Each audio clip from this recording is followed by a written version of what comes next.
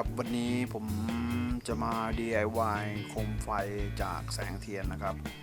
ก็คือจะออกแบบลายบนกระป๋องอลูมิเนียมตัวนี้นะครับผม